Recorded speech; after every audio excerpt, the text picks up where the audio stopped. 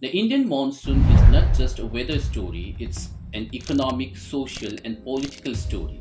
A normal, well distributed monsoon is vital for the 61% of Indian farmers who rely on rain fed agriculture. About 55% of India's net sown area is rain dependent, but this delicate balance is under threat of global crisis, the climate change. Some region faces flood while others suffers from drought. Rising sea surface temperature are disturbing ocean current and wind system. Scientists say the monsoon is becoming harder to predict, and that's dangerous in a country where so much dependent on it. As the summer intensifies, millions in India look to the sky waiting for one thing, the monsoon. The word monsoon comes from the Arabic word mosim, which simply means season.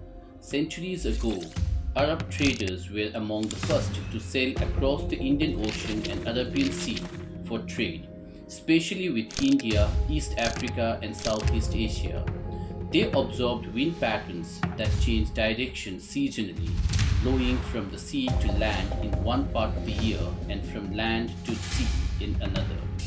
These seasonal wind patterns were essential for navigation, so they called it mosim, since trade routes literally depended on the seasonal change in the wind. But in India, the word means a whole lot more. It's not a one time storm, it's a 4 month long weather phenomena from June to September that delivers nearly 70% of India's total annual rainfall. There are two main types of monsoon in India: the southwest monsoon, the main rainy season from June to September, and the northeast monsoon affects part of South India, mainly Tamil Nadu, from October to December. In this video, we will focus on the southwest monsoon. The monsoon is a complex climatic phenomenon that affects weather patterns, agriculture, and daily life across the Indian subcontinent. There is no single cause for the onset or reversal of the monsoon.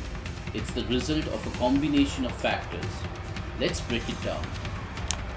The first major factor is differential heating and cooling of land and water. Land heats up and cools down much faster than water. This difference creates temperature contrast, which in turn causes pressure differences. High temperature makes air rise, creating low pressure. Cooler regions have high pressure as air sinks down. To balance this out, air moves from high pressure to low pressure. Now, in context of India, by May and June, much of northern India becomes a furnace. Temperature soars up above 45 degrees Celsius in places like Rajasthan. This intense heat causes air to rise, creating a low pressure zone over the Indo-Gangetic plain. Meanwhile, the Indian Ocean, which heats up more slowly, retains relatively high pressure. So, as expected, moist air from the ocean rushes towards the land to fill the low pressure void. This moving air becomes the southwest monsoon wind. But there's more to it.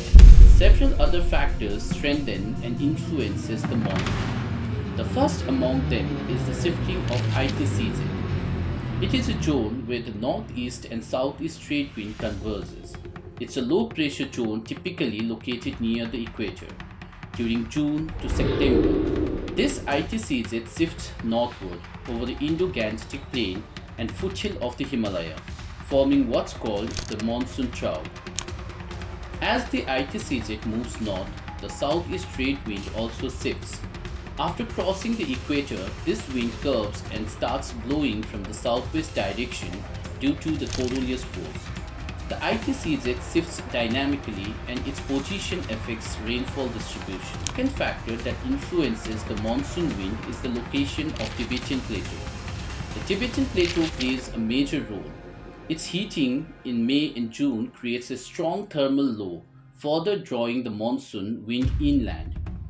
The other factor that influences the intensity of the monsoon are the El Nino and La Nina, the Indian Ocean dipole, the jet stream, the location of the Himalayas, and the Western Ghat. As the monsoon reaches India, it splits into two major branches, the Arabian Sea branch and the Bay of Bengal branch. The Arabian Sea branch splits into three parts. One part hits the Western Ghat, causing heavy orographic rainfall. However, due to the presence of the gaps in the Western Ghat, namely the Goa Gap and Palghat Gap, some of this wind crosses into the eastern side. Another branch hits north of Mumbai, moves along the Narmada and Tapi River Valley, and brings rain to central India. The third branch hits Saurashtra and Kutch, moves over western Rajasthan and along the Aravalli ranges, causing scanty rainfall. Eventually, it joins the Bay of Bengal branch in Punjab and Haryana, adding to rainfall in the western Himalayas. The Bay of Bengal branch hits Myanmar and southeast Bangladesh, but the Arakan Hill diverts much of it towards India. So, it enters West Bengal and Bangladesh from the south and southeast instead of directly from the southwest. Here, the wind splits again. One part moves westward along the Ganga plain, reaching as far as Punjab. Another moves up the Brahmaputra valley in the northeast, causing widespread rainfall. Its sub-branch hits the Garo and Khasi Hill of Meghalaya. These hills are shaped like a funnel, open to the sea, so moist air is pushed upward rapidly, causing intense rainfall. Monsoon in the Khasi Hill gets the highest average annual rainfall in the world, nearly 1,187 centimeters.